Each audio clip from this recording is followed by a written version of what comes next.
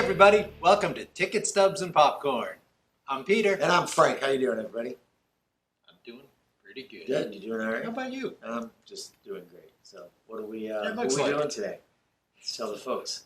Today's featured performer is Gene Hackman. Gene Hackman, your grandfather's favorite actor. Good old Gene Hackman. I love Gene Hackman. He's great. He has reached an age where he has retired. Yeah. I'm pretty sure He's got a lot of good stuff retired, up there. He's but kind of got some iconic. good stuff. So before we do that, let's talk about. I got a question for you. Just what have you been watching lately that you've been digging? So talk about that later. Just Okay, yeah, some, sure. Current events sort of stuff. Okay, So wow. Gene Hackman, go ahead. What have I been watching lately? I'll think of that later. Yeah. All right, Gene Hackman. Gene You Hackman. want me to start? I'll Go start. for it. Gene Hackman, been around for a very long time. There was a time he was a durable actor. He could star, he could co-star. You know what I mean? He didn't mind wherever he was in the thing. And you always knew like Gene Hackman was in a scene. There's something about Gene Hackman without like being over the top or taking over scenes all the time. But you knew he was there. He was. He's still there. I mean, he's alive. He's just not working. He's just a tremendous actor. Now I'm gonna start with even though he had some good movies before this. I'm gonna start with the French Connection, which is Popeye Doyle, and that's the one that really put him on the map. He was recognized in Bonnie and Clyde earlier, and I Never Sang for My Father. Those are both very good performances. But this one here, French Connection, he's Almost an action star. yeah. He is. He moves to his own beat a little bit. He's a detective, so he doesn't dress like a cop, and he's foiled and frustrated through a lot, and he's just determined to solve the mystery, which is mostly drug dealing and stuff, and drug running, and it involves a man from France. He's a New York cop, so there's a connection there. With Yes, the French. there is a connection. Now that's a good name for a title. Why didn't they ever think of that? Good name for a title. Yeah.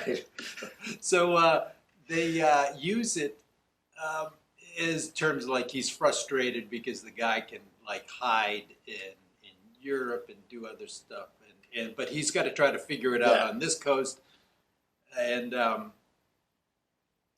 he's just determined. He's a little not over the top, just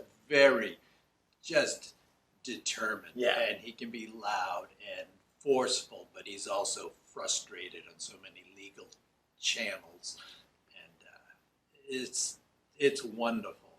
It really is, and it's not necessarily satisfying ending at the end. Yeah. Which but it's a really good adds ride. to the movie. Yeah, which but it's a good really ride. adds to it. And right. so Well, he's it's a good just he's just wonderful. And it's a great. This is like I don't know, 72 maybe 1972 the movie came out. It's a great time to see New York down and dirty, gritty thing, because it's filmed on location.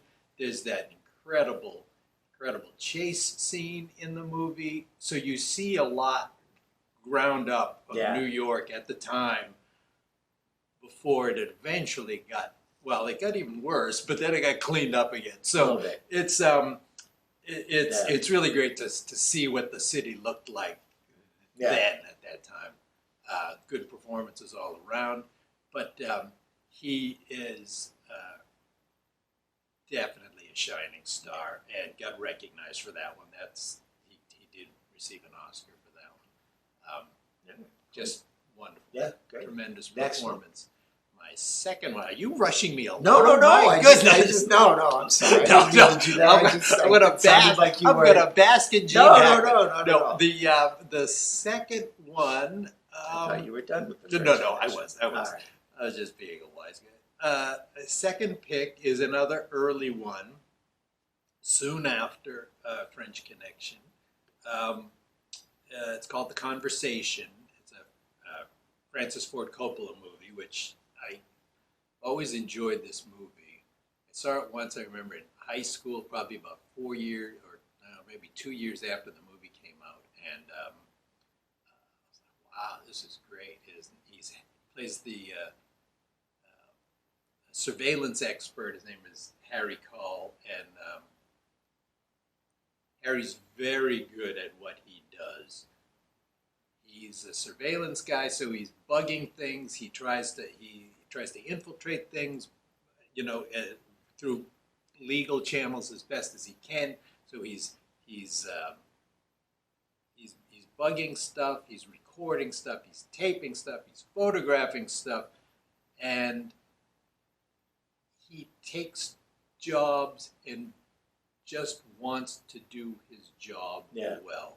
He doesn't think too much of the consequences. Something has happened in his past that has caused him to move from New York to San Francisco, where his base of operations is now. And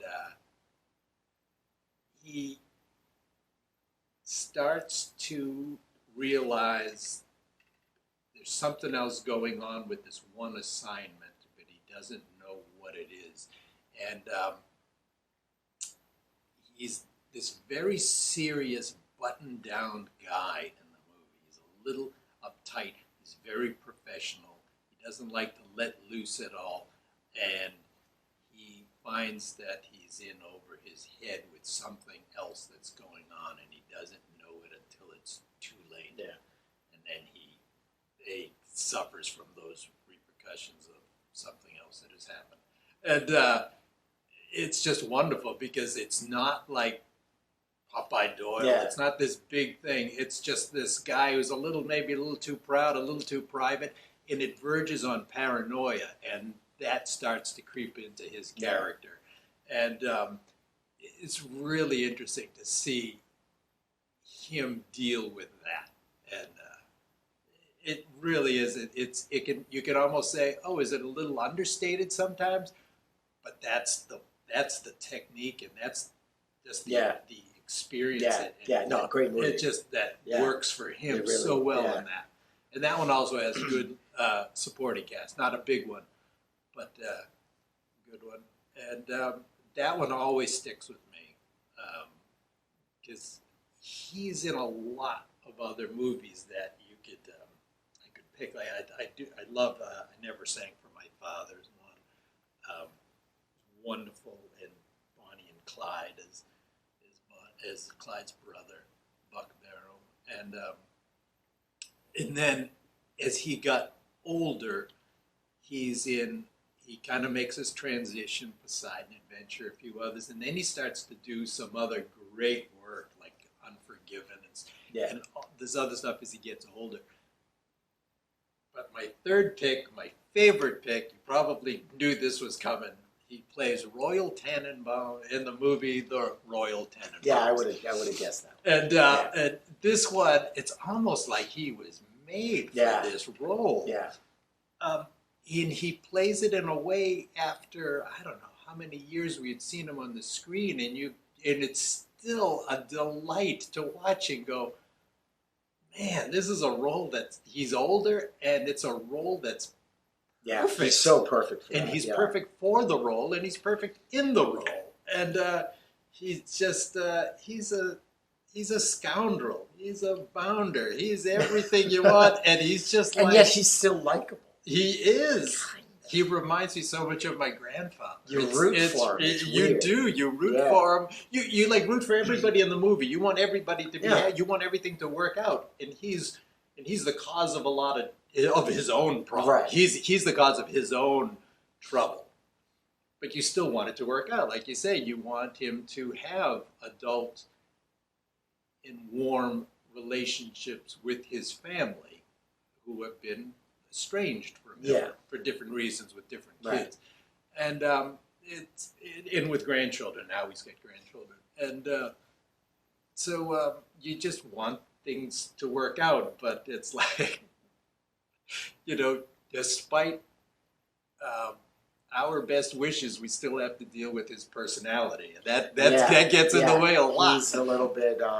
He's a little rough around the edges. Yeah, and it's just it shows this depth as an actor. It shows a depth that he can make this character fun and lovable, and also you're like, oh, come on, I can't believe he just said that to his daughter, or did he just do that? Oh, you know what I mean? Come on. Yeah.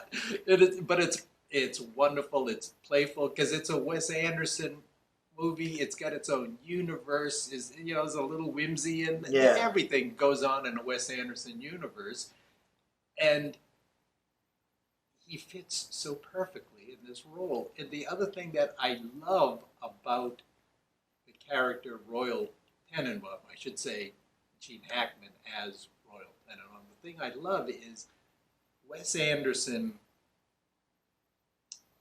He's a very faithful and loyal director. When you do something that really works for him, he establishes a friendship and a working relationship where he brings you back in. Yeah, you see a lot The thing that was so good, I think, is this role was so perfect for Gene Hackman. That's the only movie that he's in. And that adds like a little extra, I don't know, specialness. You know what I mean? Like there's something else there. Like he doesn't come back for any role. Like his role was so perfect and he did it so perfectly. It was one of his, before he retired, because what did he do much after that? I don't know. Can't think of anything, But Royal Tenenbaums is we overlap. Those are my three. Yeah. So we overlap on Royal Tenenbaums. So what more can I say about that? He's a scoundrel. Yeah. He's his heart is in the. It's what it is. It's like there's the right place, and then Royal's heart is just a little bit off center. It's just a little shifted over. It's so close. He could be so close, and then he's just like says something wrong. Speaking jive, what? Like what is it? Like, come on, man. We liked you for a second, and now you're this. But he's a scoundrel. He doesn't, he takes his licks. He's trying to do the right thing and get back into his family's, his kids' lives, anyways. Yeah. And he's not above faking an illness. No, he's not. And then you see him. He's supposed to be, at one point he was this, successful lawyer guy, and now he's just like he's an elevator operator, a bellhop in a hotel. Really, where he used to live, and they kicked him out. So it's just like, it's just sort of rolls with the punches, and he's just one of these guys that you hate, but you can't help like, Yeah. Oh so so that's Royal Tenenbaums is my first one there.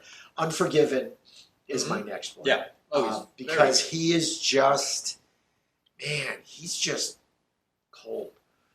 It's just ice cold, and he is just, that's it. That's all I've got. Yeah. He's just ice cold, and you believe it. Mm-hmm. In a movie filled with badasses. But it's a good cast. That one, there's a lot going on that's good in that movie. But everybody else in that movie is sort of a reluctant badass. Yeah. He's like, oh, I'm a badass. Yeah, it's a 24-hour day job. I mean it. Yeah. I like it. Yeah. I actively work at it. This is it. Do my this is who I am. Exactly. And fuck it, that's who I am. And he loves it. And that's what's so great. It really it does a great job of showing the contrast between someone who's really kind of a tough guy and a badass, but doesn't want to be. He wants to be better than that. Yeah. And then there's just pure evil, totally embracing it. Yeah. And and a lot of tension in that movie, and he's the cause of a lot of it. And he's fantastic. It's so great. And then my next one would be, he's done all this really cool, dramatic stuff. Royal Tenenbaums, he's a little silly, but that's a Wes Anderson movie, so that's almost a whole other category. It is. But then you've got Birdcage. Yes. Where it's just like, I don't know, man. He's at the end when he's in drag, it's just like, oh my God, Gene Hackman. Gene Hackman, yeah. Looking like B. Arthur a little bit. More B. Arthur than B. Arthur herself. And he's just really, really funny in that movie. Yeah. And I like seeing it because, again, I've said it 100 times before. I love seeing an actor do something you don't expect, and he's such a It's that whole juxtaposition with such the other characters too. a serious, dramatic actor that when you Yeah. see him doing something different, it's really refreshing. And he plays well off of Robin Williams and Nick Williams. Everybody's great in that. So those are my three. Wonderful. Yeah, he's really great. He's got a phenomenal body of work. Yeah, French Connection was definitely like, it's. Oh yes, yeah. So really, really good. So that's my. He's he always, to me, he was a dependable, just fine actor. Yeah, really. and I love those movies where he's also playing like the corrupt politician. Sure. Because that it's just like, oh, he's gonna make a phone call and have you killed. All right, great. So anyway, what have you been watching lately? What have I been watching lately? Yeah. Okay. Been liking, or not liking. I do occasionally watch older movies. One of the problems that has been plaguing us for 2 years now is I've only been to the movie theater itself once. Yeah. So recently, I haven't seen that venue, a new movie. Yeah. I've seen some things on TV, streaming service and stuff. So I can say recently I watched The Conversation again. Yeah. Not even for preparation for this one, only because I liked the movie and liked the everything about it. So I saw that one. I have been watching, or I finished up the Let It Be, which is the Beatles, the Beatles thing. Documentary for their rooftop concert and their last album. So I saw that one. I've been one of my favorite TV series, which goes back a way, was Kung Fu. So I've been revisiting that one with my wife. So we've been going through that. I have that on DVD. What else? I've been watching Book of Boba Fett. Boba Fett, which is great. It's been doing some really interesting things. Yeah. So it's like non-Boba Fett. Well, no, you know what it is. I was talking to our friend Chris. Yeah. And we were chatting about it, and they're doing a lot of interesting stuff. And you've got all these different Star Wars shows coming. You've got Ahsoka. You've got Andor. You've got everything in coming, place, right? Yeah, and everything's connected. But when like Boba Fett, the Boba Fett show brings in Mandalorian stuff, I really think that, you know what, they should just do a show called like, I don't know, The Star Wars. Yeah. And then just bring all these shows in, tell these different stories. Everything is connected. Ready for a series. Not even not really? even getting just to do it. That just be the thing. Because when you bring in some of the Mandalorian stuff into Boba Fett, you've got all this talk about, how this is killing Boba Fett, and when you need the Mandalorian to save your show, it puts so much pressure on one show. Where I think that if you just have this sort of like, anthology series, The Star Wars, and it was just kind of like, now this week is going to be about what's going on with Ahsoka and how stuff there, is going to feed into other things that are going on, because I think they're doing themselves a disservice by doing things like bringing the Mandalorian story stuff into Boba Fett, because it hurts the Boba Fett show. Yeah. I mean, it's been 2 episodes already. 2 full episodes. Each episode is completely Mandalorian. We've seen like 30 seconds of Boba Fett. Yeah. So I think it makes it rough for an individual series when you want to bring in other stuff. Mm-hmm. And where it all ends up, we don't know yet, because the series isn't, Boba Fett's not over. Right, we still have enough. But that's pretty interesting. So I've been watching The Servant, Servant on Apple TV, which is super weird. That's all I'm going to say. I don't want to spoil anything, but go see it. It's on Apple TV. It's so good. Whoa. Siri thinks I'm talking to her. So, but yeah, really good, creepy show. And it has an old friend from Harry Potter, Rupert Grint. Yeah, Rupert Grint is in it, so that's really fantastic. It's so funny to hear his American accent and him dropping F-bombs everywhere. So it's really kind of fun. So that's what I've been watching lately. What else have I watched Scott Pilgrim again That's Yeah. always classic. Sure, just so. for fun. Yeah. Oh yeah, no, I So. get it. Anyway, Good stuff. that's what I've been watching. Very good, very good. Should we do the bucket and see who's Sure. next? Do the bucket, find out who's next. I hate this guy. Kidding. I hate This guy. It's your uncle. Come on. It's my Uncle Ethan. All righty.